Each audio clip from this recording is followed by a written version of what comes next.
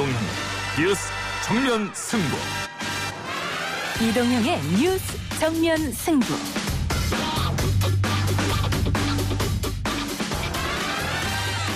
시청자 여러분 안녕하십니까, 이동형입니다.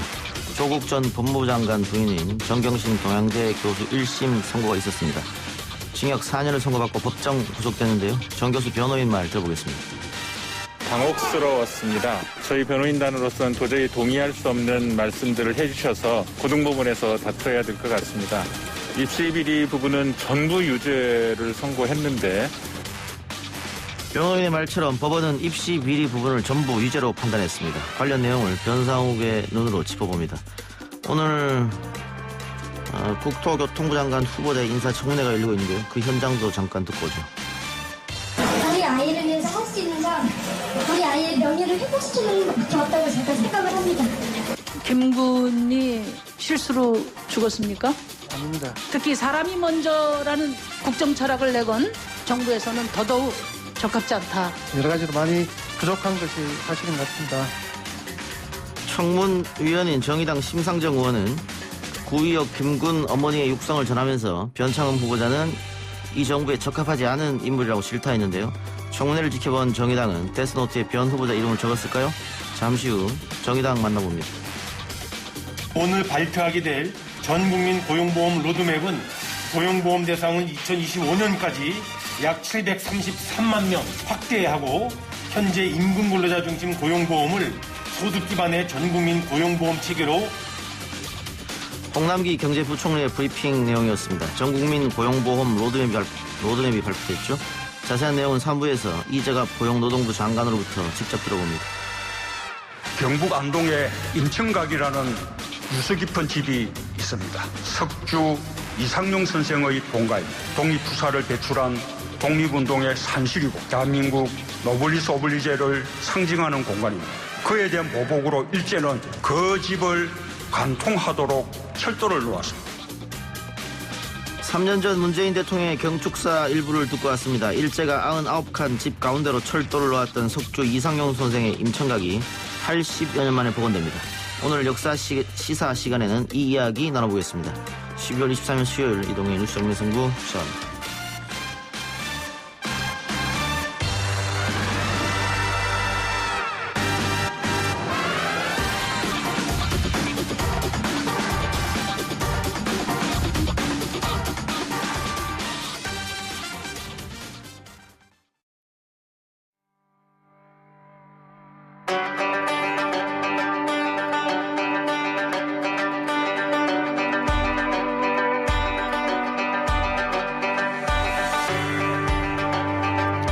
이슈에 대해 깊이 있는 시각을 만나봅니다. 변상욱의 눈, YTN 뉴스가 있는 저녁 변상욱 앵커 나왔습니다. 어서 오십시오. 네, 안녕하십니까.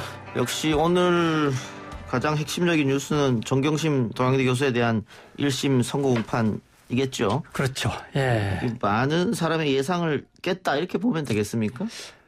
적어도 팽팽하거나 검찰 쪽으로 기울어져서 한 6대4 정도의 어떤 판결이 내려질 거라고 생각을 했는데 이번에 내려진 걸로 봐서는 거의 뭐 2대8이나 1대9 예, 이 정도의 판결이 내려졌다고 봐야겠죠. 사모펀드 건 같은 경우에는 조범동 씨 재판에서 무죄가 났기 때문에 또 권력형 비리가 아니라고 했기 때문에 그 건은 아마 이 재판에서도 무죄가 날 것이다. 또 그것대로 무죄가 났고.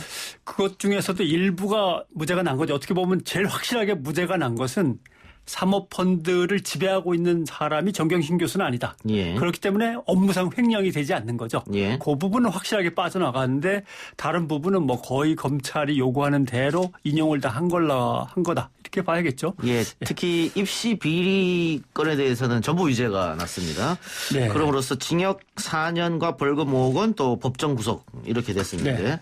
그러니까 이제 공수사실 중에 말씀하신 대로 입시 비리 부분은 모두 유죄, 사모펀드 불법 투자 비리 혐의도 일부 유죄 이렇게 났는데 법조 기자의 이제 경험으로 미리 말씀을 드리면 우리가 예측했던 거랑 왜 이렇게 다른 이런 생각들 하실 텐데 대개 이제 기자들이 처음 접하는 정보는 떠돌아다니는 정보나 검찰 수사에서 약간 흘러나오는 것 정도입니다. 물론 우리 언론들은 그걸 너무 크게 부풀려 써서 문제가 됐습니다만은 그다음에 좀 가장 확실하게 공식적으로 나오는 게 구속영장에 담긴 거거든요. 그런데 구속영장보다 나중에 공소장을 보면 구속영장 때는 생각도 못했던 것들이 공소장이 훨씬 더 많습니다. 예. 그런데 공소장 말고 공판 과정에 들어가면 검사는 검사대로 변호사는 변호사대로 양쪽에서 막 증거와 새로운 주장들을 내놓기 때문에 공판 과정에서는 또 우리가 듣지 못했던 수많은 것들이 막 쏟아져 나오죠. 예. 이제 판사는 이제 그 모든 걸 찬찬히 검토하고 읽고 하나하나 증거를 들여다보면서 이걸 믿어야 될까 말아야 될까 이제 판단을 하는 건데 이번 정경심 교수의 재판 결과를 보면서 언론들도 그렇고 뭐 검찰도 물론이고 그다음에 특히 변호인 측이나 정경심 교수의 억울함을 얘기하던 사람들도 우리가 뭘 놓치고 있었나 지금부터 다시 따져봐야 될 그런 시간이 됐죠. 예. 오늘 나온 판결 내용 중 특히 주목할 부분이 있다면 어느 부분일까요? 예. 일단 판결 내용을 다 받아서 읽어봐야만 이게 가능한데 그렇지 못하다는 걸 여러분께 미리 말씀을 드리고 충분하게 검토하지는 못했지만 이렇게라도 판단해 볼 수 있다고 말씀을 드릴 예. 수밖에 없습니다. 우선 재판부는 검찰의 공소사실 전체에 대해 받아들여서 유죄로 인정하는데 세부적인 것 빼고는 다 받아들인 거라고 본다라는 건 말씀드렸고 두 예. 번째 이런 게 있잖아요. 이렇게 볼 수도 있고 어떻게 해석하면 이쪽 예, 말이 예. 맞을 수도 있고 예. 이런 거에 대해서는 재판부가 전체적인 흐름과 맥락을 본 다음에 그걸 적용시켰다고 판단이 됩니다. 예를 들면 자녀의 대학 입시를 준비하는데 부모가 거들 수 있죠. 그건 어느 집이나 마찬가지입니다. 예. 부모가 정보를 수집해서 아이들한테 갖다 주기도 하고 옆에서 뭐 자기소개서를 쓴다거나 뭘 하는데 도와줄 수도 있는데 이 사건처럼 여러 건이 계속 등장하면서 그것마다 정보를 어떻게 우연히 알아서 찾아간 게 아니고 그곳에 누가 아는 사람이 근무를 하거나 그곳이 바로 부모 중에 한 사람이 근무를 하거나 예. 이런 것들로만 계속 이어진다면 이게 통상 아이의 대학 입시 준비를 부모가 거두는 수준이냐 아니다. 이것은 뭔가 통상의 예를 완전히 벗어난 죄질이 좋지 않은 그런 사례다. 어떻게 볼 거냐 해서 재판부 판결문에 이렇게 나와 있습니다. 입시비리 혐의와 관련해서 입시비리 관련된 동기 등을 고려할 때 범행의 죄질이 좋지 않다. 아예 죄질이 좋지 않다. 못을 박습니다. 예. 그다음에 법정 구속 사유를 보시면 이렇게 돼 있습니다. 아직도 증거인멸에 우려가 있다. 정경심 교수를 향해서. 예. 무죄 추정의 원칙이 지켜지고 방어권이 지켜져야 함에도 이거는 헌법에 보장된 권리인데 예. 그럼에도 불구하고 정 교수의 실형 필요성을 종합하면 실형 선고와 함께 법정 구속시켜야 한다. 이렇게 돼 있어요. 그러니까 예. 결국 어떤 얘기냐 하면 피고인이 잘못을 인정도 하지 않고 아직도 뒤에서 뭔가 다른 일을 꾸며서 증거를 없앨 수도 있다는 정도로 정경심 교수 측을 상당히 죄질이 나쁜 걸로 보고 예. 있는 거죠. 예. 거기 보면 피고인은 단 한 번도 자신의 잘못을 인정하지 않았다. 입시 비리를 진술한 사람들이 정치적 목적, 개인적 목적을 위해 허위 주장을 했다고 오히려 주장함으로써 법정에서 증언한 사람들이 사회적으로 비난받는 계기를 제공했다. 정신적으로 고통을 준 거나 마찬가지다. 이런 정도로 전체적인 흐름의 맥락을 봐서 이거는 시작부터 끝까지 어떤 안 좋은 의도를 가지고 계속 꾸며대 간 거다라고 보는 거죠. 예. 그 범행의 재질이 좋지 않다라거나 수사와 재판을 끊임없이 방해했다라든가 예. 이런 표현이 계속 나오는 것은 이 4년에 뭐 괘씸죄도 적용됐다 이렇게 봐도 됩니까 혹시? 괘씸 그건 뭐 이제 판사한테 직접 예. 물어보고 판사가 대답할 뭐 일입니다만 보통의 재판정에서 예. 인정하지 않거나 그랬을 때는 적용하는 경우도 꽤 있으니까요. 그렇죠. 예. 그러니까 괘씸이라기보다는 저 사람이 하는 말을 저 정도면 아무것도 믿을 수가 예. 없는데 이런 수준으로 자꾸 가게 되는 거죠. 예. 그러니까 검찰의 과잉 수사 부분은 딱히 지적받은 게 없습니다. 거의 전부를 인용했으니까요. 예. 변호인 측도 나와서 인터뷰를 하는데 재판부가 어떤 부분은 과잉이고 어떤 부분은 잘못 판단했다 이렇게 얘기를 해야 되는데 전부 다 해당이 돼 버리니까 딱히 말을 잘 못하고 막막해 하더라고요. 예. 재판부에 대해서 변호인이 얘기한 걸 잠깐 인용해 보면 오늘 판결 선고를 듣고 당혹스러웠다. 전체 판결에 대해서도 동의할 수 없지만 특히 입시비리 관련된 부분, 그다음에 양형, 5년이라는 양형, 법정 구속한 사유에 이르기까지 도저히 동의할 수가 없다. 그렇게 말하면서 또 변호인도 괘씸죄가 적용됐다고 얘기를 합니다. 예. 조국 전 장관 갈 대상으로 펼쳐진 사회에 무자비한 공격이 있었고 그것이 이 사람들은 나쁜 가족이구만 하고 예단이 돼버리고 보나마나 이런 잘못을 저질렀을 거야. 자기네들끼리 꾸몄을 거야라는 추측이 되고 공격이 예단과 추측이 되고 그것이 재판 선고 과정에서 선입견으로 반복되지 않았는가 생각할 수밖에 없다. 변호인단의 그 주장을 요약하면 그동안 조국 가족에 대해서 끊임없이 그 안 좋은 보도 그런 것들이 흘러나왔고 재판부가 그것들을 보면서 이미 재판 결과를 예단하고 결과를 내놓고 이렇게 하지 않았느냐 뭐 이런 주장 같네요. 그래서 가장 아픈 부분을 변호인은 아마 이렇게 지적하는 것 같습니다. 압도적인 여론의 공격이 있었고 그거에 방어하면서 어떻게든 법정에까지만 가면 법정에서는 진실을 밝힐 수 있겠지 기대했는데 그 노력들이 오히려 괘씸죄가 적용된 것 같아서 그 느낌을 지울 수가 없다. 더군다나 아까 잠깐 인용을 했습니다마는 무죄 추정의 원칙, 방어권 이거는 헌법에 지키라고 써 있는 헌법 원칙에 의한 무죄 선고 사유인데 어떻게 이것까지도 법정 구속이나 양형이 무거워지는 사유로 삼는 것인가? 과연 이게 적절한지 법적으로 검토하겠다라고 한 거죠. 예. 오늘 재판 결과에 대해서 조국 장관은 본인의 SNS에서 너무나 큰 충격이다. 즉각 항소하겠다. 뭐 이런 이야기를 남겼던데 이 재판이 결국은 조국 교수 재판 또 최강욱 의원의 재판까지 영향을 미치지 않겠느냐 이런 얘기가 많이 나오더라고요. 그렇죠. 일단은 오늘 판결문 일부에서 드러난 조국 전 장관 재판과 관련된 게 있습니다. 서울대 공익인권법센터 관련 세미나입니다. 이거 그 딸이 참석을 한 거냐 안 한 거냐고 논란이 있었죠. 근데 참석을 했다고 인정을 하는데 뭐라고 인정하냐면 세미나 뒤풀이 활동을 해서 중간 이후에 온 것으로 확인된다. 인턴 활동에 대해서는 모두 허위로 판단한다. 이렇게 돼버렸어요. 그러니까 갔냐 안 갔냐. 갔으면 나름대로 인턴 활동이고 안 갔으면 인턴 활동을 안 한 채로 증명서를 받은 거 아니냐 했는데 재판부는 간 건 인정하지만 그건 뒤풀이 때문에 간 걸로 본다. 이런 식으로 인정을 한단 말이죠. 그다음에 이 공익인권법센터가 상당히 중요합니다. 왜냐하면 이건 정경심 교수건이 아니고 조국 교수건이 되는 거니까요. 조국 전 장관 부부 딸 조모 씨의 서울대 공익인권법센터 아쿠아팰리스 호텔 인턴 확인서 등은 모두 허위로 판단한다. 이 과정에서 조국 전 장관의 공모도 인정한다. 이렇게 돼 있어요. 그러니까 정경심, 조국 두 사람의 공모를 인정한다는 건데 문제는 위조 공모 혐의에 대해서는 정경심 교수를 뺐습니다. 개입하지 않았다. 그러면 조국 장관이 알아서 한 것 쪽으로 이미 심중이 기울고 있다는 뜻이 됩니다. 그래서 문제의 시작이 조국이라는 인물이 법무부 장관 자격이 있느냐 없느냐에서 시작됐기 때문에 그동안 딱 조국 장관과 관련해서 엮일 만한 것이 없는데 왜 이렇게 가족들만 못 살게 굴었냐라고 했는데 이제 여기서 처음으로 서울대 공익인권법센터 건이 조국 전 장관과 이어지는 고리로서 등장을 하는 거죠. 그러니까 인턴을 하지 않았는데 가짜 인턴 확인서를 발급받은 거 아니야? 이 주장이잖아요. 그렇죠. 근데 조국 장관 측에서는 인턴을 했다. 그리고 참석을 했고 목격자도 있다.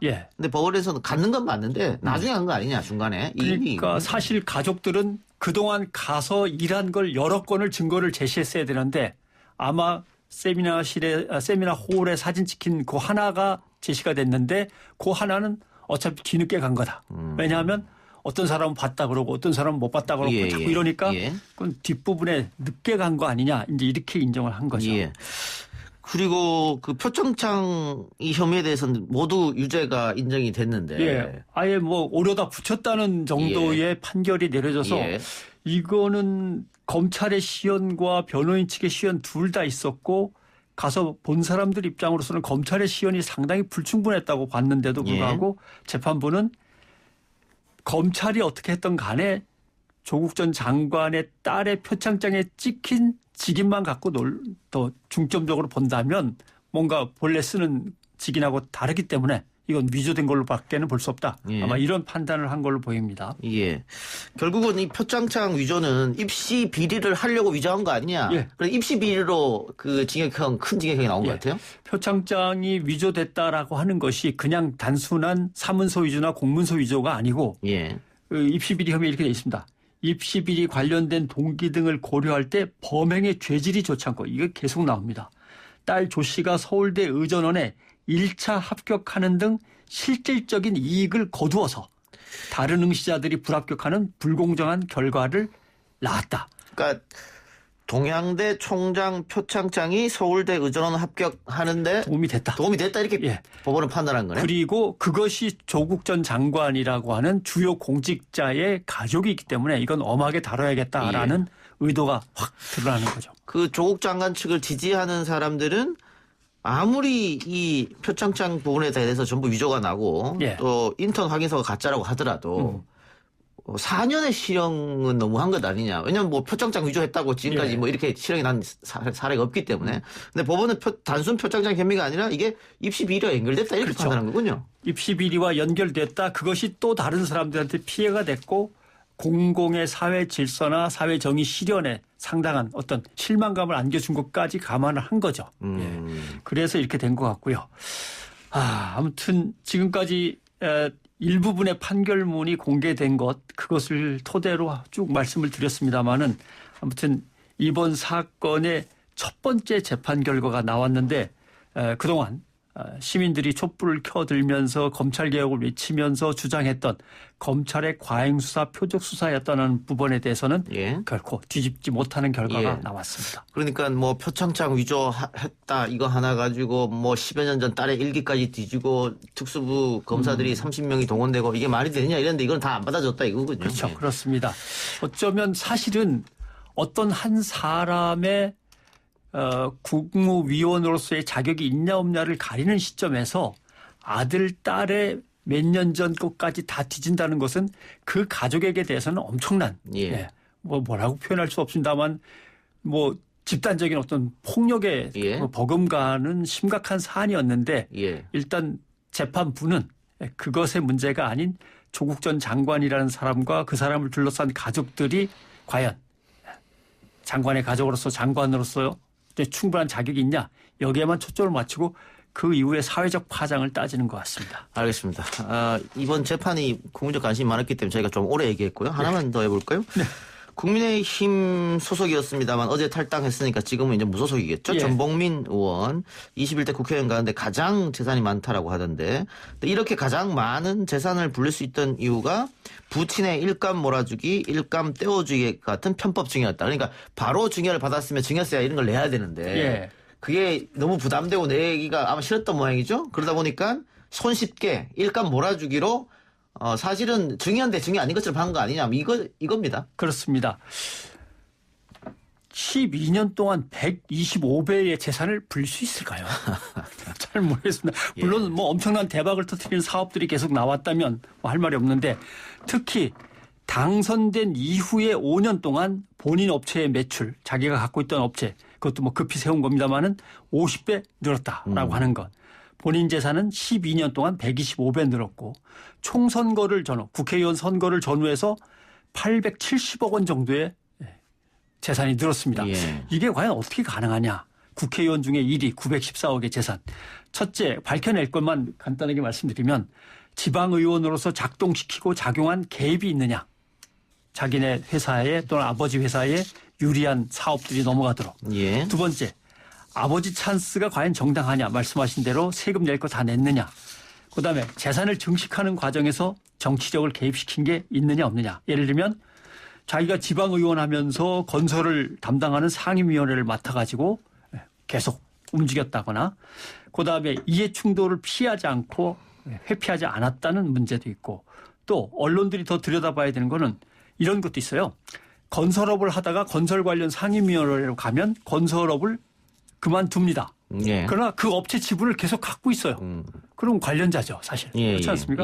또 건설업을 하기 때문에 나는 건설위원회로 안 가고 다른 위원회로 갈게요. 라고 슬쩍 피하는 것 같이 보이는데 나중에 보면은 그래도 의원님이 우리 의회에 뭐 부의장이신데 의장이신데 하면서 계속 간급검사가 그 사람한테로 공사가 넘어갑니다. 이런 것도 언론들이 다 취재를 하고 추적을 해야 되는 건데 그런 일이 계속 검색을 하다 왔습니다만 부산 언론에서 없었다라고 하는 것은 문제가 있는 것 같습니다. 그러니까 가장 큰 문제는 이제 일감 몰아주기 이거는 불공정 거래 행위니까 당연히 문제가 되는 것이고요. 그다음에 이렇게 해서 편법으로 증여를 받았으면 나중엔 증여세를 내야 되는 거겠죠. 그렇죠. 그게 또 문제고 방금 말씀하신 대로 만일 부산시의원 있을 때 또 뭔가 있었다고 한다면 예. 그것도 권력으로 인한 어떤 부의 취득이니까 그것도 예. 들어봐야 된다. 그다음에 법이 바뀌어서 증여의제라는 게 있습니다. 예. 증여의제란 증여인 건 아니지만 증여나 마찬가지가 돼버리면 그건 증여세로 내야 된다라고 예. 하는 증여의제도 이제 검토를 해야 되고 그다음에 사실 한진중공업이 그 땅을 가지고 아무리 개발하려고 해도 허가가 안 나던 것이 이 국회의원의 아버지한테 땅이 넘어가면서 모든 허가가 술술술 풀려나갔다는 거에 대해서도 예. 의혹 여부를 검사해야죠. 거기에 또 이 전범민 의원의 부친이 이 사건을 취재하던 기자에게 예. 3천만 원을 줄 테니 내보내지 말라. 이거 뇌물 회유 뭐 이런 거 아니겠어요? 이것도 이거는 큰 뭐 건데. 예. 공직자가 아니기 때문에 기자가 뇌물이라고 할 수는 없지만 이건 뭐 김영란법에서 명백한. 예. 그리고 그 3천만 원 주려고 했던 거. 내 준비할게. 예. 그거는 예. 몰수해야 됩니다. 예, 그게 맞고요. 그다음에 끝까지 가자 우리. 근데 예. 끝까지 어디까지 가겠다는 건지는 잘 모르겠고. 근데 그 워딩을 들어보면 네. 이 처음인데만 이랬을까? 예전에도 좀 이런 게 있지 않았을까 이런 생각이 좀 들어요. 사업하고 예. 정치인으로서의 아들들을 두고 한 사람이 그러니까 이게 이렇게 된 것 같아요. 기자한테 너한테는 3천이다. 입 좀 예. 닫고 취재 보고 좀 잘 좀 해다오. 예. 근데 혼자 왔겠습니까? 그 위에 팀장, 부장, 국장 다 보고하고 왔는데 예. 그건 그 다음에 자기가 알아서 또 한다는 얘기겠죠. 이런 의도로밖에는 읽히지 않습니다. 알겠습니다. 자, 우리 언론이 또 어디까지 취재를 할지 좀 지켜보고요. 예. 또 이게 탈당하면은 이 모든 게 끝나느냐 이 부분도 좀 봐야 돼. 박덕흠 의원도 그냥 탈당해버렸거든요. 탈당이라고 하는 건 자기가 소속한 당에 책임을 지는 겁니다. 그죠? 예. 그럼 국민한테는 어떻게 책임을 질 건데 국회의원직을 그만두면 되죠. 그럼 국회의원직을 그만둔 사람은 하나도 없습니다. 예. 만약 국회의원직을 그만두게 하는 게 너무 미안하다라고 한다면 적어도 의회 윤리위원회에서 청문회를 하고 조사를 해서 이걸 몇 달간이고 뒤져야 됩니다. 그다음에 수사 넘길 건 검찰한테 넘기고 이런 정도의 뭐 행동은 해야 이게 국민한테 사죄하고 책임을 지는 거지 당만 살짝 빠져나와서 다음에 또 용서받고 하면 안 되죠. 알겠습니다. 오늘 뉴스가 있는 저녁 앵커 리포트는 어떤 겁니까? 사우디아라비아에서 코로나 백신 44만 명이 접종해가지고 아무 이상 없이 끝났다고 하는 예. 새벽에 언론 보도가 있었는데 확인한 결과 44만 명이 백신을 맞겠다고 신청한 거였습니다. 아이고. 그걸 어떻게 백신을 맞고도 아무 이상 없이 부작용 없이 끝났다고 보도를 하는지에 대해서는 이건 오늘 좀 팩트 체크를 해야겠습니다. 예, 굉장히 큰 오보네요. 네. 예, 알겠습니다. 오늘 뉴스가 있는 저녁도 기대해 보겠습니다. 지금까지 뉴스가 있는 저녁 변상욱 앵커와 함께했습니다. 고맙습니다. 고맙습니다.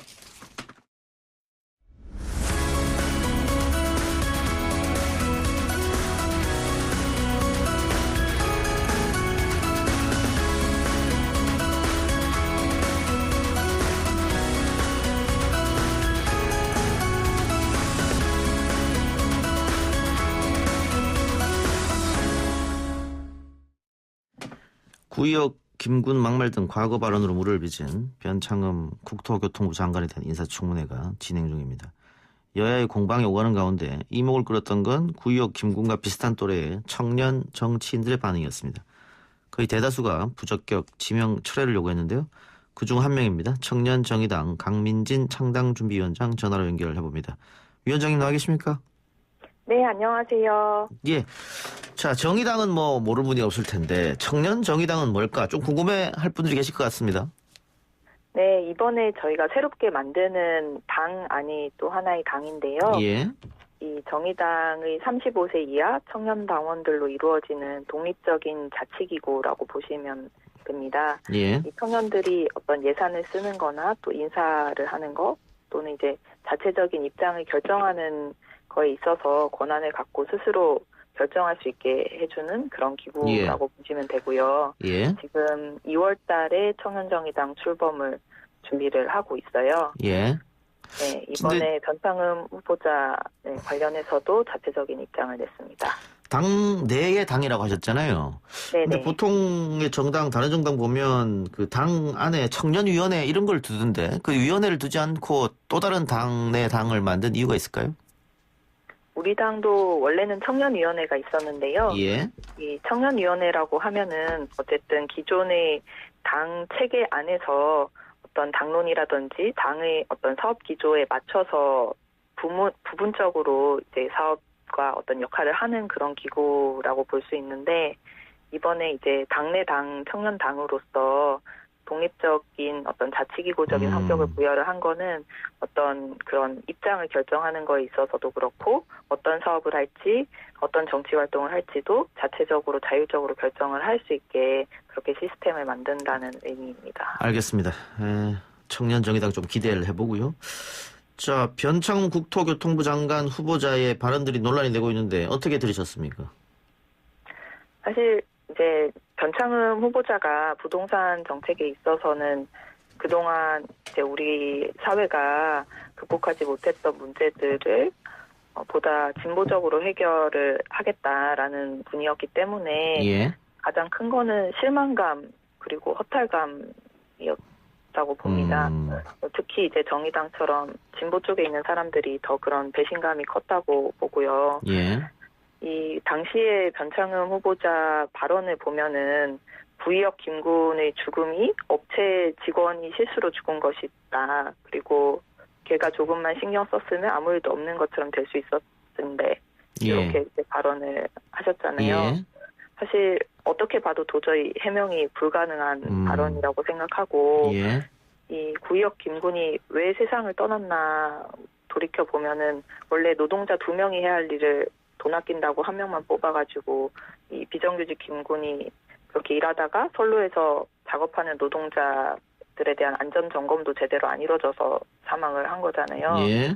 이게 어떻게 김군이 조심했으면 안 일어날 일이라는 건지 이게 문제는 이런 어떤 산업재해에 대해서 이런 인식 노동자들에게 잘못이나 어떤 책임이 있다라는 인식이 예. 이렇게 지금처럼 노동자가 많이 죽는 산재공화국 대한민국 사회를 만들어낸 거거든요. 네, 오늘 우리 심상정 의원이 청문회에서 김군 어머니 육성을 틀었는데 이제 어머님이 그런 말씀을 하셨어요. 우리 아이가 살아 돌아올 수 없다면 우리 애가 잘못한 게 아니라는 사실만은 정말 밝히고 싶다. 이렇게 막 말씀을 하시는데 이게 산재에 일어나면 이때까지는 노동자가 죽으면 기업은 자기 잘못 아니라 그러고 정부는 노동자들에게도 책임이 있다고 했던 게 이제까지 우리 사회가 산업재해 문제를 대하던 방식이었고 이 변창흠 후보자의 그 발언이 어떤 그냥 단순한 말실수나 이런 게 아니라 이런 대한민국을 만든 그 기득권의 인식, 이 사망이 노동자의 잘못 때문에 일어난다라는 그런 폭력적인 인식을 별 문제의식이 없이 받아들인 발언이라고밖에 보이지가 않거든요. 예, 변창 후보자의 과거 발언은 분명히 잘못된 부분이 있고 망언이라고 보이고 본인도 어쨌든 사과를 했는데 이게 사과로 끝날 부분은 아니다. 혹시 이렇게 판단하십니까? 그러니까 이게 사과로 어떻게 해명이 되거나 하기에는 예. 도저히 해명 불가능한 발언이기 때문에 그럴 수 없다고 보고요. 예. 오늘도 사실 청문회에서 굉장히 이제 사과를 많이 하셨고 예. 그리고 사실 어제 저희 정의당이 중대재해기업처벌법 제정을 위해서 단식을 하고 있는 농성장에도 찾아오시기도 했어요. 예. 네, 그때 사실 저희 쪽에서는 방문이 부적절하다 이렇게 후보자분한테 얘기를 했었고 유족분들 우리 같이 농성하시는 유족분들도 이 김군 유가족한테 사과를 해야지 왜 여기 와서 사과를 하냐 이게 어떤 좀 정치적인 장면으로 만들어질까봐 유족분들도 우려를 하셨는데 그래도 좀 예고 없이 찾아오셨고 이런 상황이 있었습니다. 근데 이 발언 자체도 좀 사과로 끝나기에는 해명이 불가능하다라는 생각이 들고 이때까지 어떤 사과를 하는 방식이나 이제 지명이 되고 나서 지금까지 이 논란이 터지고 나서 지금까지 오는 과정에서 이 변 후보자의 발언에 대해서 유족들이나 국민들이 어떻게 좀 양해 가능하겠다, 해명 가능하겠다라는 그런 인식은 만들어지는데 실패했다고 평가를 하고 있어요. 예, 그러면 어떻게 사퇴 혹은 지명 철회가 필요하다는 입장이십니까? 네, 저는 그럴 수밖에 없다라고 생각합니다. 정의당의 당론은 아직 정해지지 않았죠? 네, 저희가 논의를 계속 하고 있고요. 예. 정의당 당론은 대표단에서 결정을 하는데 대표단의 일원으로서 저는 정부가 지명 철회를 해야 된다라는 입장을 공식적으로 냈고 예. 네, 알겠습니다. 청문회 끝나고 정해질 걸로 보입니다. 근데 여당의 경우에는 발언의 심각성은 인정하고 사과하고 해명할 부분은 맞지만 그 발언이 국토교통부 현직을 못할 정도의 잘못이냐? 왜냐하면 또 전문성이 있기 때문에 그렇게 주장하던데 그런 주장에 대해서는 어떻게 보고 계십니까? 이 정책이라는 것도 결국에는 사람이 하는 거고 사람을 위해서 하는 것인데 진보 인사이고 개혁 인사라고 해서 잘못이 덮이는 건 아니라고 생각하고요. 예. 우리가 남들한테 적용하는 기준을 스스로에게 또 적용하는 자세가 정치권에 필요하다. 모든 정당에 필요하다라고 생각을 합니다. 네, 아무리 진보적이고 개혁적인 인사라고 해도 이런 이 산재로 심지어 사망한 청년 노동자에게 그 책임을 돌리는 발언을 한 것은 이거는 어떤 해명이나 어떤 용납이 불가능한 부분이라고 생각을 하고 있습니다. 알겠습니다. 이 변창흠 후보자가 이제 국토교통부 장관 후보자인데 청년들도 아무래도 그 거주에 대한 걱정이 많이 있지 않습니까? 네, 그렇죠. 그 대통령이 지난번에 21평형 실평수는 13평짜리 방 2개짜리 가서 뭐 공공임대 괜찮다 이런 얘기 했다가 야당의 전직 의원으로부터 뭐 네가 가라 공공임대 이런 얘기도 들었는데 그 공공임대에 대해서 정책에 대해서 어떻게 보고 계세요? 이게 사실 이번 청문회를 보면서도 뭐 국민의힘에 대해서도 사실 더 비판을 하고 싶은데요. 예. 이 임대주택이라는 것이 자꾸 국민의힘 쪽에서는 임대주택이 안 좋은 주거인 것처럼 이제 얘기를 하고 있는데 이 그 집이라는 것이 공공재여야 하고 국가가 국민들이 누구나 살 수 있는 집을 마련해줘야 된다라는 거는 지금 우리 사회가 이 생겨나고 있는 부동산 문제들을 해결하기 위해서는 기본적으로 바탕으로 깔려야 되는 철학이거든요. 네, 오늘도 국민의힘에서 일가주의 주택법 발의되니까 뭐 사회주의냐 이러면서 언제적 색깔론을 막 들고 나와서 그렇게 얘기를 하고 청문회에서도 이제 변창흠 후보자에게 뭐 북한식 부동산 정책 뭐 이런 단어를 막 쓰면서 이제 어떤 토지와 집이 공공적으로 활용돼야 한다는 것을 부정하면서 임대주택을 반대하고 있거든요. 이거는 부동산 기득권 지키느라 서민의 삶을 배반하는 행보다라고 평가하고요. 청년들의 주거를 위해서도 이 제대로 된 그리고 충분한 이 평수와 어떤 그 여건을 갖춘 임대주택의 공급이 더 늘어나야 된다라고 생각합니다. 그리고 이제 그 4평이 문제가 되고 있는 거는 이 최저 주거 기준이 현재 너무 굉장히 짜게 이 기준 설정이 돼 있어요. 1인 가구면 뭐 4평에 살아도 되고 4인 가구면은 13평에 살아도 되고 이렇게 최저 기준이 설정돼 있기 때문에 요거를 개정하기 위한데 좀 여야가 나서야 된다고 생각을 하고 있습니다. 알겠습니다. 자, 강민진 위원장님 오늘 말씀 고맙습니다. 네, 감사합니다. 네, 지금까지 청년정의당 강민진 창당준비위원장이었습니다.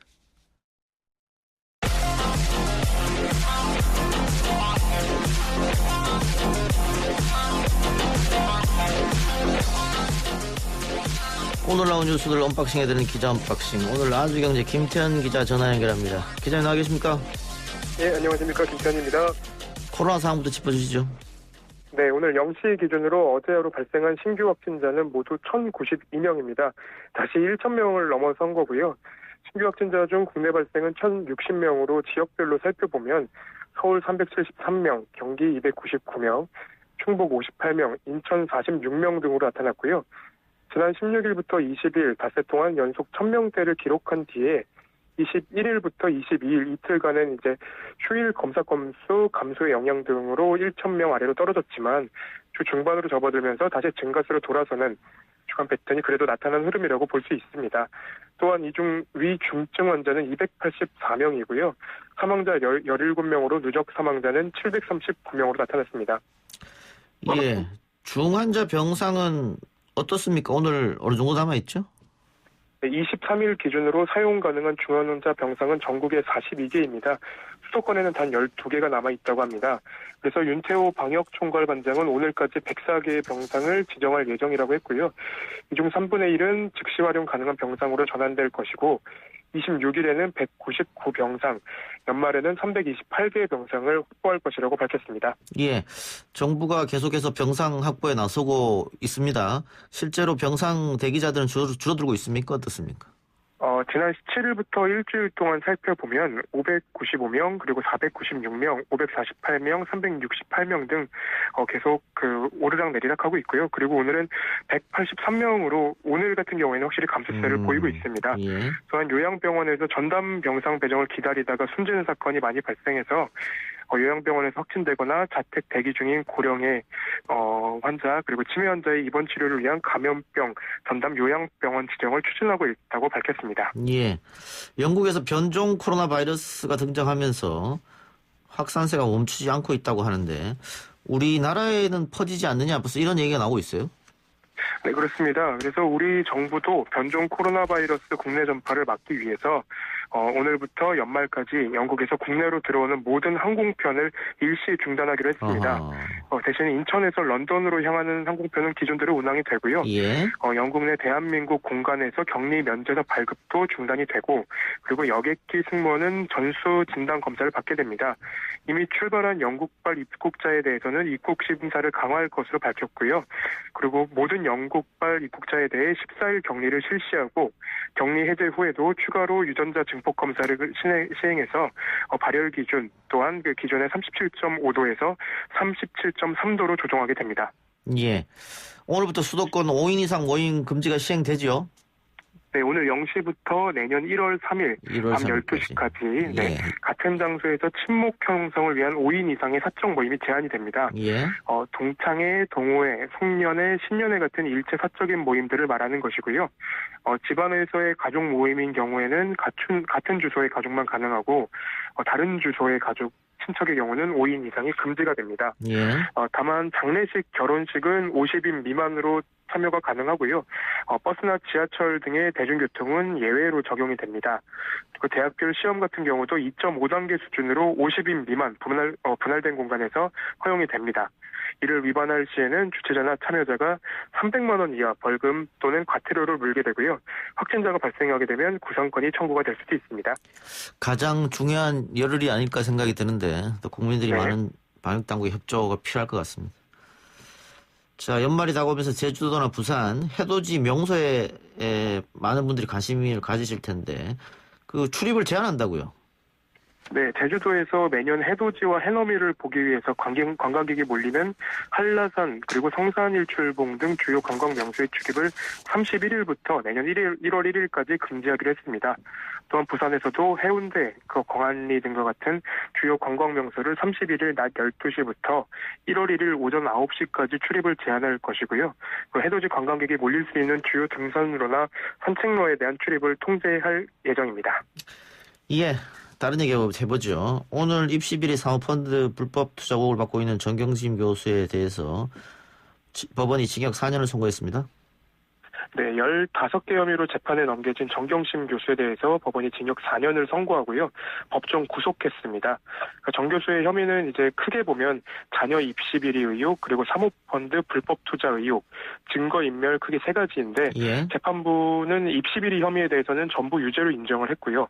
그리고 사모펀드 불법 투자 의혹과 증거인멸과 관련한 혐의에 대해서는 일부 유죄로 판단을 했습니다. 예. 크게는 세 가지고 전체적으로 15개 혐의였죠?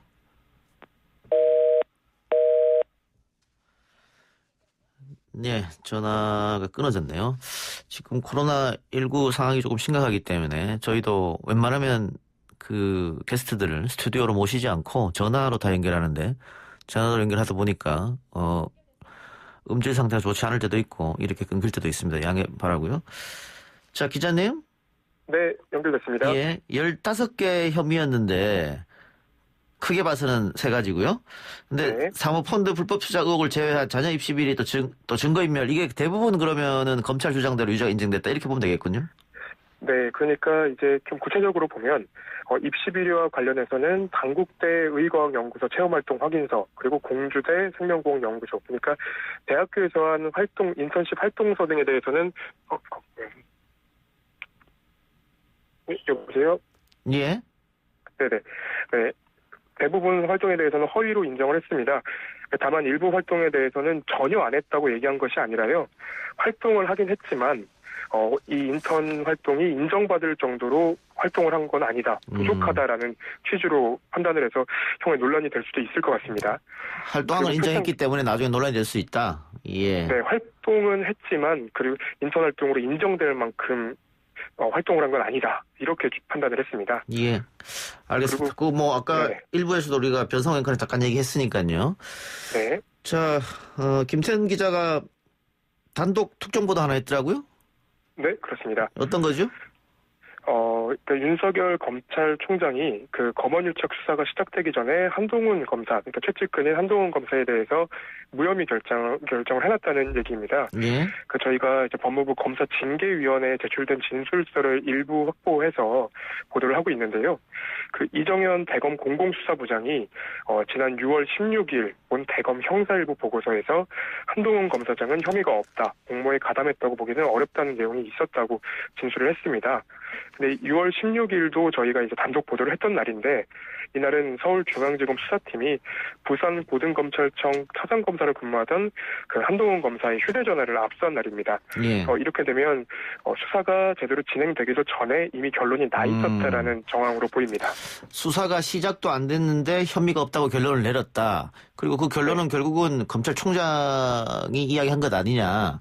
그런데 이게 이 내용이 징계의결서에 들어갔고, 네. 그럼에도 불구하고 정직 2개월이 나온 거는 문제 있는 거 아니냐. 뭐 그런 내용인 것 같네요. 네, 맞습니다. 알겠습니다. 뭐 이 부분도 좀 더 지켜봐야 될 것 같은데, 이 기사에 대한 검찰의 반응은 없었습니까? 네, 현재까지 반론이 나오진 않은 상태입니다. 예. 근데 당시 이동재 전 채널A 기자 측에서 요청한 전문 수사 자문단에 대해서 대검 부장 회의에 맡기겠다. 이것도 윤 총장이 직접 말한 거지 않습니까? 네, 그렇습니다. 이 부분도 저희가 확인을 조금 했는데요. 윤 총장이 이제 한동훈 검사에 대한 어떤 사건에 관여한 사실이 밝혀진 뒤에 스스로 수사 지휘 감독권을 위임하고 사건에서 회피하겠다는 내용을 담은 공문을 보냈고요. 이를 대검 부장회의에 맡긴다고 했는데, 부장회의에서 사실 그 전문수사 자문단에 투입할 사람들, 그러니까 그 관련한 내용들을 윤석열 총장이 실제로는 운영을 하고 있었던 것으로 보인다는 증언이 나왔습니다. 이런 내용은 이제 언론 보도로도 여러 차례 나왔었는데요. 저희가 구체적인 내용을 조금 더 확인을 한 겁니다. 그러면 지금 이 부분에 대해서는 수사가 진행 중인가요? 지금 검언유착이나 윤석열 총장 장모권에 대해서는 배당은 된 걸로 보이는데, 예. 수사가 제대로 진행되고 있지는 않은 것 같습니다. 알겠습니다. 자, 내일 윤석열 검찰총장이 추미애 법무부 장관을 상대로 낸 가처분 신청 심리가 두 번째 진행되는 날이죠? 네, 윤 총장이 그 추미애 법무장 상대로 낸 정직 집행정지 신청 심리를 열고요. 지난 22일에 이은 두 번째 심리입니다. 재판부는 첫 심리에서 법무부와 윤 총장 측에 7개 정도의 질문을 던지면서 답을 요청을 했는데요. 예. 이 가운데는 이 가운데 질문 5개 정도는 정직 2개월 징계 사유와 절차에 관한 내용, 그리고 본안 소송과도 관련이 있는 내용들이었습니다. 예. 그리고 나머지 2개는 회복하기 어려운 손해, 공공복리 위협 등에 관련해서 설명을 하라는 내용이고요. 이 때문에 재판부가 정직 처분을 멈추는 집행정지 요건뿐 아니라 본안 쟁점까지 심리의 결론을 내릴 거라는 관측도 나오고 있습니다. 그래도 어쨌든 인용이나 기각 둘 중에 하나 나오는 거 아니에요? 그렇습니다. 그래서 저희가 취재를 조금 해보니까요. 법조계에서는 기각이 될 가능성이 높다라는 말들이 나오고 있습니다. 예. 2008년에 이제 정현주 KBS 사장 사건이 이제 거론이 되는데, 예. 그 당시에 감사원 감사 결과에 따라서 KBS 이사회 해임 제청으로 정현주 KBS 사장이 자리에서 물러났었고요. 예. 그리고 2012년 대법원이 재량권 남용이라며 해임을 취소했지만 행정법원은 집행정지 처분을 기각을 했었습니다. 당시에 가처분 신청은 기각을 했고 본안 소송에서는 정현주 사장이 승리했고. 네. 예. 그때 전례로 비춰봤을 때는 기각 나올 가능성이 높다 이런 말씀이네요. 그렇죠. 행정법원에서는 기각이 나올 가능성이 높다라는 말입니다. 예. 내일 결과가 나온다는 이야기도 있고, 네. 24일이니까 내일이. 근데 모레가 25일, 또 26, 27일은 휴일이란 말이죠. 그래서 28일 날 결과가 나올 것이다 이런 얘기도 있던데 어떻게 보세요? 그러니까 본안 관련한 내용까지 살펴보면 내일 나오기는 조금 어려워 보이고요. 예. 빠르면 28일, 늦어도 올해 안에는 나올 거라는 예상들이 나오고 있습니다. 올해 안에는요? 알겠습니다. 네. 예, 오늘 기자 언박싱은 이 정도로 마무리하겠습니다. 지금까지 김태현 아주경제 기자였습니다. 고맙습니다. 네. 날씨 교통상황 듣고 7시에 3부로 돌아옵니다.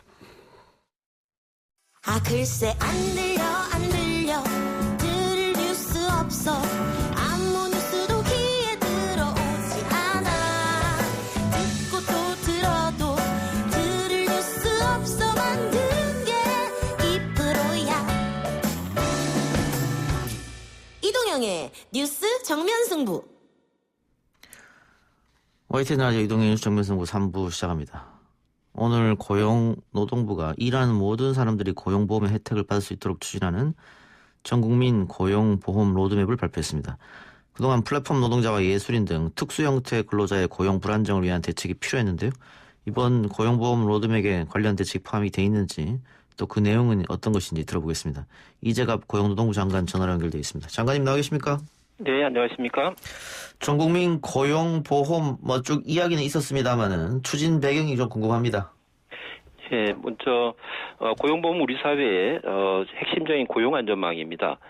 지난 외환위기나 세계금융위기 그리고 현재 코로나19 상황에서 실직자들의 생계를 지원해 왔는데요.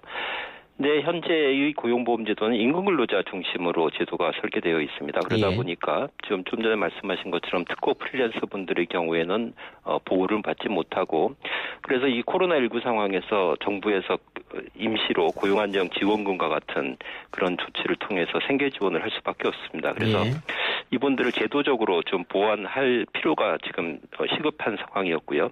또 앞으로 미래를 보더라도 4차 산업혁명 시대와 이가 진행이 되고 있는데 이렇게 되면 플랫폼 노동과 같은 새로운 고용 형태가 빠르게 확산되게 됩니다. 그러면 근로자와 자영업자 간의 경계도 모호해지기 때문에 이런 다양한 취업자에 대해서 제도적 보호를 확대해야 될 시점이라고 생각합니다. 그래서 이제 전국민 고용보험을 추진하게 되었습니다. 예, 로드맵 내용이 상당히 방대하던데요. 큰 틀에서 추진 방향 말씀 부탁드리겠습니다. 예, 지금 전에 말씀드린 것처럼 이번에 로드맵은 고용보험을 보편적인 고용안전망으로 마련하기 위한 그 청사진입니다. 예. 우선 예술인에 대해서는 이미 금년 12월부터 적용되기 시작했고요. 그다음에 이번에 법이 개정되면서 내년 7월부터는 특수형태 근로종사자에게도 적용되게 됩니다. 다만 구체적인 적용 직종은 저희가 시행령에서 단계적으로 적용 확대해 갈 예정입니다.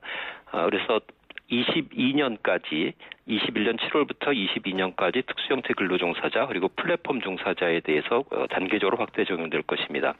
그리고 자영업자의 경우에는 해외 사례도 보면 국가별로 매우 다양한 적용 방식을 가지고 있습니다. 그래서 이런 해외 사례도 참조하면서 프리랜서나 소상공인과 같은 이해 당사자들이 참여하는 그런 사회적 논의기를 구성해서 내년 하반기부터 시작해서 22년까지 적용 방안 그리고 그 적용 시기 등에 대한 합리적인 방안을 도출해 나갈 그런 계획입니다. 예. 그 마지막으로 완성되는 해는 2025년이 되는 겁니까? 저희는 일단 이번 로드맵에 2025년까지를 담았고요. 예. 구체적인 자영업자에 대한 적용 시기는 사회적 그 대화 기구에서 논의한 그 방안에 따라서 결정될 것이라고 생각합니다. 그래서 이번 로드맵에서는 2025년까지 해서 전 국민에게 적용된다고 한다면 우리나라 취업자 중에 2,100만 명까지가 고용보험에 적용을 받게 될 것이다라는 비전을 담았습니다. 자, 오늘 로드맵이 발표되니까 경총에서 입장을 냈더라고요. 취지는 공감하지만 가입 대상의 특성과 고용보험 가입의 필요성, 당사자의 의사, 보험료를 분담해야 하는 사업주의 여건, 노동시장에 미친 영향, 결국은 단계적 탄력적으로 추진해야 된다 이런 입장이던데요. 저희가 고용보험 제도 개선과 관련돼서도 경총과 같은 경영단체 그리고 노동단체, 노총들의 노동단체들의 의견을 그동안 쭉 수렴을 해왔었습니다. 예. 경영계에서는 당연히 그런 얘기 하실 수 있다고 생각하고요. 예. 앞으로 구체적으로 적용 획득 방안을 짜갈면서도 경총에서 얘기하시는 것처럼 이해 당사자들의 의견 수렴을 신경을 많이 쓰면서 진행하도록 하겠습니다. 예. 그리고 또 하나 지적되는 것은 결국은 이런 고용보험 적용 대상을 확대하고 전국민 고용보험을 한다고 한다면 결국은 그 재정 건전성 이야기를 또 하시는 분들이 있단 말이죠. 예. 그 재정 확보는 어떻게 됩니까? 우선 고용보험은 기본적으로 사회보험이기 때문에 이것은 보험 원리에 따라서 지출에 소요된 예산은 보험료로 충당하는 것이 원칙입니다. 그렇기 때문에 적용 확대하면서도 그분들에 대한 보험 수지는 균형을 이룰 수 있게 제도 설계를 해야 합니다. 그래서 그런 거에 신경을 쓸 것이고요. 이번에 특고에 대해서 고용보험 적용 확대를 하면서 최근에 저희가 노동연구원을 통해서 재정 추계를 하였습니다. 그러면 이 특고에 대해서 고용보험을 적용하면서도 향후 5년간을 재정 추계를 했는데 향후 5년간의 경우에는 한 4,500억 원 정도의 추가 수입이 전망돼서 안정적인 재정 운영이 일단 가능한 것으로 저희가 판단하고 있습니다. 그렇지만 이제 실제 적용하고 난 다음에 실제치는 요것도 좀 다를 수가 있기 때문에 실제 적용하고 나면은 일정 기간 후에 실제 실적치를 가지고 재정 추계를 하면서 만약에 재정 건전성을 침해하는 그런 결과가 나오게 된다면 보험 운영 방안을 좀 보완하는 그런 조치를 해갈 예정입니다. 예. 자, 프리랜서라든가 뭐 예술인 또 특고 노동자들은 뭐 어떤 분야인지 저희가 알겠는데 이 플랫폼 노동자라고 하는 분들은 어떤 직종에 계신 분들입니까? 우선 플랫폼 종사자 분들의 경우에는 우리가 음식 주문할 때 이렇게 핸드폰의 앱 같은 걸 통해서 주문을 하지 않습니까? 그러면은 그 앱을 플랫폼이라고 하는데 우리 노동자분들의 경우에는 요 앱을 통해서 일거리를 찾으시는 분들이 계십니다. 그래서 그분들을 플랫폼 노동자라고 이렇게 칭하고요. 예를 든다면 조금 전에 말씀하신 음식을 주문하면 오토바이로 음식을 배달해 주시는 라이더들도 있고 또는 요즘에는 웹이나 인터넷이나 웹이나 앱을 통해서 가사 도우미나 청소 노동자분도 일감 찾으십니다. 또 조금 더 전문화된 서비스를 위해서 통번역이나 디자인 또는 IT 관련 업체의 경우에도 이렇게 인터넷을 통해서 일감을 찾는 분들이 계십니다. 대리기사도 계실 테고. 대리기사도 당연히 포함되겠습니다. 그래서 이런 분들이 저희가 최근에 실태 조사를 해보니까 플랫폼을 통해서 고객 또는 일감을 찾으시는 분들이 한 179만 명 정도 됩니다. 그래서 굉장히 방대한 규모가 되겠습니다. 이분들도 사실은 일할 때 계약서 작성이 필요한데 뭐 현실에서는 좀 그런 부분이 소외된다 이런 이야기도 있고 또 투잡, 쓰리잡 하시는 분들도 계시잖아요. 이 플랫폼 노동자들 중에서는. 그럼요. 그분들은 어떻게 되는 겁니까? 그러면 기존에 있는 직장에서 고용보험을 들고 중복되는 겁니까? 아니면 여기 빠지는 겁니까? 중복됩니다. 플랫폼 종사자분들의 경우에는 투잡, 쓰리잡 이렇게 하시기 때문에 지금 마련되어 있는 고용보험법에서도 투잡, 쓰리잡을 하게 되면 그 부분에 대해서 다 중복해서 보험에 가입하면서 그거 가지고 고용보험에 가입된 실적을 관리하고 그 실적에 따라서 실업급여가 지급되는 그런 체제를 가지고 있습니다. 근데 배달기사나 라이더들한테 물어보면 이게 그 보험료가 너무 높다, 또 보험을 잘 안 받아준다, 뭐 이런 얘기도 있던데요? 이 배달기사 라이더분들이 이제 말씀하시는 것이 이제 그 이륜차와 관련된 책임보험 관련인데요. 실제로 이 보험료가 높다 보니까 보험 가입이 저조해서 사고가 나면 그냥 배달기사분들이 다 부담해야 되는 그런 상황입니다. 그래서 요번 대책에 보면 보험료 부담 완화 방안을 마련하기 위해서 이제 이륜차 보험 협의체를 관계부처하고 업계 등하고 같이 구성해서 논의해야 할 예정입니다. 이 문제도 대책에 포함됐군요. 그렇습니다. 알겠습니다. 마지막으로 내년 1월부터 국민 취업 지원제도 시행이 된다고 하는데 이건 어떤 제도입니까? 우선 아까 말씀드린 것처럼 고용보험은 보험에 가입해가지고 그 보험에 가입된 실적을 가지고서 실직 시에 실업급여를 받는 제도인데 이제 고용보험에 가입하지 못하시는 분들은 여기서 빠져 있지 않습니까? 그러니까 이분들을 위해서 일반 재정을 재원으로 해서 이제 2차적인 고용 안전망을 구축하는 한국형 실업부조라고 생각하시면 됩니다. 주로 이제 대상이 되실 분들은 학교를 졸업해서 새로 노동시장에 진입하시는 청년들, 또 오래 쉬다가 다시 일을 자리에 나오시는 경력단 여성분들 또는 이제 자영업자분들 같은 경우에 경영의 어려움 때문에 폐업하시는 분들도 계시고요. 특고 프리랜서 분들도 지금은 고용보험에 빠져 있기 때문에 이분들도 이제 이 대상이 되십니다. 그래서 이분들이 이제 그 일자리를 못 찾아서 실직을 하시게 되는 경우에 저희 고용복지센터에 지원을 신청을 하시면 그중에서 저소득 가구가 되신다고 한다면 구직 기간 동안에 구직 촉진 수당을 한 50만 원씩 6개월간 지원해 드리면서 여러 가지 체계적인 취업 지원 서비스를 제공해 드리는 그런 제도가 되겠습니다. 예. 본인이 해당되냐 안 되냐 일단 뭐 상담을 해 보시면 되겠네요. 예, 그렇습니다. 알겠습니다. 장관님 오늘 인터뷰 고맙습니다. 예, 감사합니다. 네, 지금까지 이재갑 고용노동부 장관이었습니다.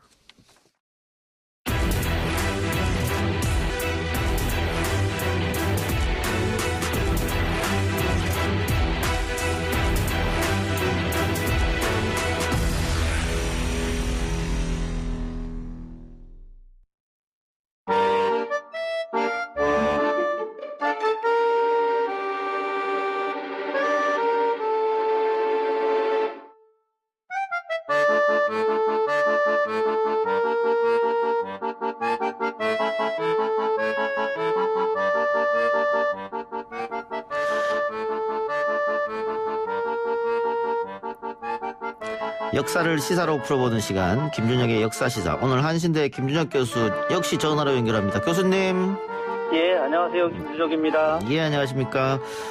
지난 2017년 8.15 경축사에서 문재인 대통령이 대한민국 노블리스 오블리주의 상징으로 언급했던 공간이 있습니다. 바로 안동시에 위치한 임청각인데요. 복원을 한다는 얘기가 계속 들렸는데 네네. 곧 완공될 것 같습니다. 뭐 안동 역사도 지금 옮겼다고 하죠? 네, 안동 역사를 옮겨서 그 철도를 좀 옮기는 과정 속에서 임청각의 원형의 모습을 이제 만들어내는 것들, 이게 이제 핵심 내용이 된다고 볼 수 있습니다. 임청각이 원래 99채의 아주 굉장히 큰 집이었는데 99채가 아니고 99칸. 네, 예, 죄송합니다. 네. 그런데 일제가 임청각의 전기를 자르겠다 이런 생각으로 그 가운데다 철로를 놔버린 거죠? 그렇습니다. 맞습니다. 예. 예, 임청각이 어떤 역사를 담고 있는 공간인지 말씀해 주셔야겠습니다. 임청각은 뭐 올해로 치자면 정확하게 501년이 된 건물입니다. 예. 그 집안이 이제 고성이 이씨라고 고려 말부터 아주 그 명문 집안이었거든요. 물론 뭐 중간에 이제 이괄의 난 뭐 이런 게 있어가지고 고성희 씨가 약간의 그런 그 좀 어려움도 겪긴 했습니다만은 굉장히 그 명문 집안으로서 역할을 했고요. 그 명문 집안의 어떤 종택이 임청각이라고 그렇게 이해하시면 될 것 같습니다. 예. 자, 이 집의 주인이었던 사람이 이제 석주 이상용 선생. 네네, 그렇죠. 이게 결국은 집하고 뭐 다 팔고 만주로 떠나신 거죠, 독립운동을 위해서? 처음에 만주로 이제 1911년에 갈 때는 이제 팔지는 않으셨었는데, 예. 그 뒤에 이제 그 신흥무관학교를 만드는 과정에서 더 많은 이제 군자금이 필요했기 때문에 아들을 이제 보내서 결국은 이제 그 고성희 씨 종택이었던 임청각을 이제 매각을 하게 됐죠. 굉장히 좀 가슴 아픈 일입니다. 예. 그 이상용 선생이 나중에는 임시정부의 초대 국무령이 됐다고 하던데 국무령의 위치는 지금으로 따지면 어느 겁니까? 글쎄, 국무령은 뭐 현재 대통령과도 거의 같은 위치라고도 볼 수 있지만 또 정확하게 이야기하자면 내각제 수상이라고 보시면 될 것 같아요. 예. 그 앞에 이제 우리가 처음에 상해 임시정부가 1919년에 만들어지면서 대통령제를 채택을 했었거든요. 예. 그 대통령제를 채택을 해서 당시 이제 미국에 있었던 이승만을 이제 대통령으로 이제 추대를 하지 않았겠습니까? 예. 그런데 이제 이승만 대통령이 당시에 이제 온갖 뭐 약간의 좀 회계 부정 내지는 그런 재정의 어떤 투명성이 없었고 실제 독립운동에 대한 그런 그 의지가 별로 없었고 예. 여러 가지 그 임정을 갖다 혼란스럽게 만들었기 때문에 예. 대통령제를 폐지하고 이제 국무령 제도를 만들면서 국무령과 국무위원들 중심으로 하는 일종의 이제 내각제 형식을 만들어서 전체적인 합의제 운영 형식으로 상해 임시정부를 이제 꾸리게 됐고 그때 이제 초대 국무령으로 석주 이상용 선생님을 이제 모시게 된 거죠. 그렇군요. 자, 근데 일제가 임청각을 가로지른 철도를 왜 놨을까? 제가 아까 뭐 전기를 끊으려고 했지 않느냐 그런 질문. 실제 그렇습니다. 실제 네네. 그렇습니까? 예. 네네, 그렇습니다. 예. 그러면은 그 일제로서는 이 임청각과 이 이상용 선생 집안이 눈에 가시였다 이렇게 볼 수 있겠네요. 당연히 눈에 가시였죠. 예, 그 이유는요? 석주 이상용 선생님 같은 경우는 예. 그 1910년에 나라 뺏기기 전부터 시작해서 나름의 항일 독립운동에 대한 의지를 굉장히 불태우셨던 분이었고 그 과정에서 이미 감옥도 다녀오셨던 분이었거든요. 예. 근데 이분이 이제 단순한 유학자로서의 역할만이 아니라 그런 그 지행합일이라고 하는 그런 실천적 덕목을 갖추었던 분이었거든요. 그런 과정에서 조선 전체 그런 그 유림에서의 상징적 존재이기도 했었고, 특히나 이제 이 안동 지역 같은 경우는 굉장히 많은 그 이 집안의 종택들이 있거든요. 예. 그 중에서도 제일 이제 선명성이 높았던 분이었기 때문에 어떤 이분의 역할이라고 하는 것들, 또 이 집안이 갖고 있는 상징성들이 매우 높기 때문에 이 부분들을 이제 탄압하지 않으면 안 되는 상황까지 이제 가게 된 거죠. 그런 과정에서 그 오히려 이제 임청각 앞에 있는 그 공간들을 갖다가 둘로 나누면서 집안을 갖다 완전히 망가뜨려버리는 이런 일을 갖다가 이제 당시 조선 총독부가 이제 획책을 하게 된 거죠. 석주 이상용 선생이 이제 나라 뺏기고 나서 전 가족들을 데리고 만주로 넘어가게 됐는데 아주 유명한 일화가 있습니다. 그 며느리가 그 아기를 이제 낳기 직전이었는데 예. 이 일본 놈들이 지배하고 있는 이 땅에서 아기를 낳아서는 안 된다라고 해서 저 아기를 낳지 못하게까지 하면서 압록강을 건넜던 분이 바로 이제 이상용 선생이었죠. 그런 기계가 엄청 대단했던 분이었었습니다. 예. 독립 훈장을 받은 사람만 이 집안에서 뭐 10명이 넘는다 이런 얘기도 있고. 11분이죠. 11분입니까? 예. 네네네. 뭐 부인, 동생, 뭐 심지어는 손자 며느리까지 독립운동에 헌신했기 네. 때문에 일제로 봤을 때는 이 집안의 전기를 반드시 끊어야겠다 이런 생각을 했다 이 말씀이고요. 네, 그렇죠. 그래서 실제로 가서 보면은요, 그 기차 철도가 없었으면 그 배산 임수가 굉장히 아름답게 만들어지는 곳이거든요. 뒤에 산 이름이 영남산이에요. 그 우리가 전체 영남 지역 그렇게 아주 높은 산은 아님에도 불구하고 영남산이라고 하는 이름이 붙을 정도로 굉장히 그 기세가 있는 산이거든요. 그리고 그 앞에 흐르는 강이 낙동강이에요. 그러니까 영남산과 낙동강을 사이에 두고 그 이 집안이 이제 만들어졌는데 그걸 갖다 반으로 딱 쪼개버린 거죠. 그렇기 때문에 이 철도가 이제 이전이 되면서 임청각의 원형복원이라고 하는 것은 우리 민족사적인 측면에서 우리 독립운동의 어떤 정신을 되높이는 굉장히 중요한 의미라고 말씀드릴 수 있습니다. 그런데 뭐 총독부도 철거했고 지금 그 임청각을 복원한다 80년 만에 너무 늦은 거 아닙니까? 어떻게 보면? 아유, 사실 너무 늦었죠. 제가 임청각에 87년도에 처음 갔었어요. 그때 이제 제가 대학 2학년 때였는데 2학년 2학기 이제 그 답사로다가 임청각을 처음 갔는데 아니 이 위대한 독립운동가 석주 이상용 선생 집 앞에 철도가 그때까지도 놓여져 있는 걸 보고서 이게 말이 되느냐. 해방된 지가 언젠데도 아직도 이런 일들이 남아있느냐라고 했는데 그로부터 지금 40년이 지난 거예요. 또 이제 와서 뭐 이렇게 된 것은 너무 가슴 아픈 일이고 다행히 그래도 문재인 대통령이 석주 이상용 선생을 높이 평가하고 임청각 일대를 갖다가 원형복원하겠다라고 선언하고 지금 실천하고 있는 것은 굉장히 높이 평가할 수 있는 일입니다. 교수님도 87년에 처음 가셨군요. 예, 저도 그때 대학 2학년 때 저희과 답사로 처음 갔었습니다. 그때. 제가 교수님보다 먼저 갔네요. 아, 그러셨나요? 제가 고향이 안동이거든요.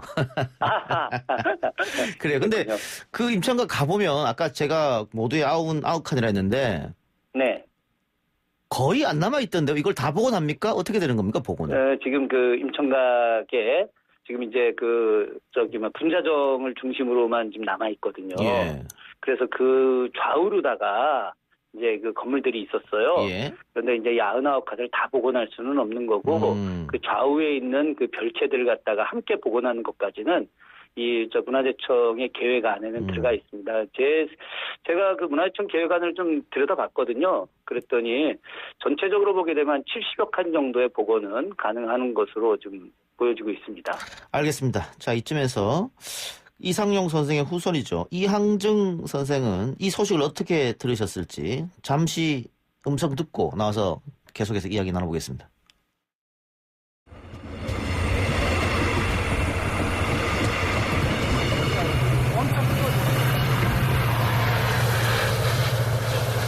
(2020년 12월 17일) 오늘은 80여 년 임청각 앞마당을 가로질러 경을 내며 달리던 기차가 서쪽으로 옮겨지는 날입니다. 임청각은 한 가문이 하나, 둘, 셋!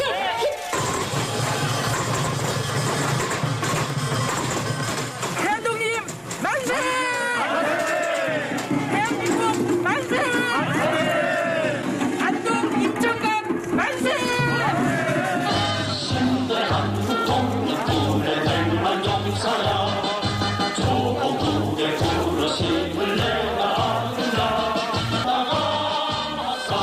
근 80년 만에 임천각을 짓누르 둔 철도가 철거됩니다. 이제 임천각은 진정한 독립의 첫걸음을 시작하는 길이고요. 이제 복원이 되고 나서 임천각도 독립운동의 성지로 태어날 것입니다. 그리고 철도 이전함으로써 이제는 기차를 타고 금강산을 거쳐 백두산을 거쳐 유럽까지 갈 수 있는 우리나라 부군이 뻗어나가기를 기원합니다.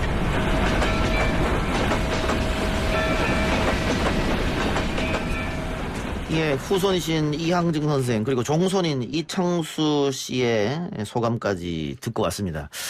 그 위대한 독립운동가이긴 합니다만은 그 또 자제분들 또 후대에 와서는 또 고아원을 전전하는 등 굉장히 어렵게 살았습니다. 이게 우리 독립의 역사에서 좀 가슴 아픈 부분이 있는데요.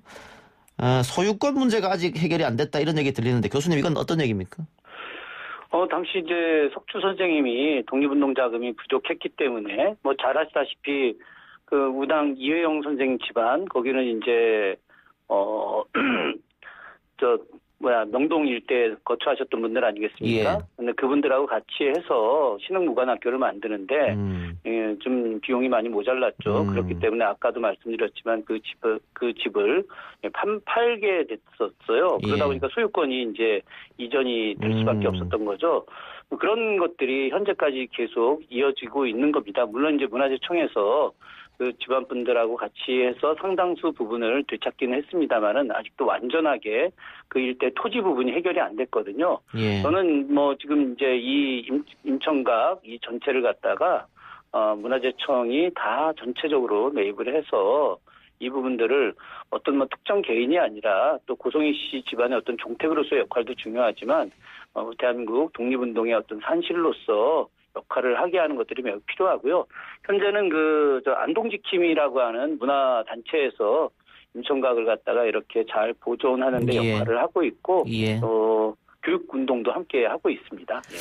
알겠습니다. 그 한양에서 제일 부자라고 하던 이회영 선생 또 안동에서 제일 부자라고 하던 이상용 선생이 모든 걸 팔고 만주로 건너가서 신흥무관학교 세웠습니다만 나중에 그네들은 또 먹을 것이 없어서 배를 굽는 일도 생겼으니까. 그렇죠. 예, 이분들한테 다시 한번 감사하다는 말씀을 전하면서 오늘 교수님하고 이야기는 마치겠습니다. 오늘 말씀 고맙습니다. 네, 고맙습니다. 예. 지금까지 한신대 김준혁 교수였습니다.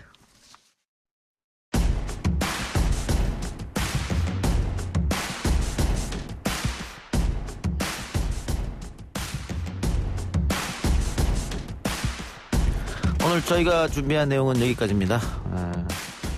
내일 이 시간에 저는 다시 돌아오고요. 날씨가 조금 따뜻해졌습니다만 미세먼지가 또 기승이니까 여러모로 참 어려운 겨울 같습니다. 건강 조심하시기 바랍니다. 내일 다시 돌아오겠습니다.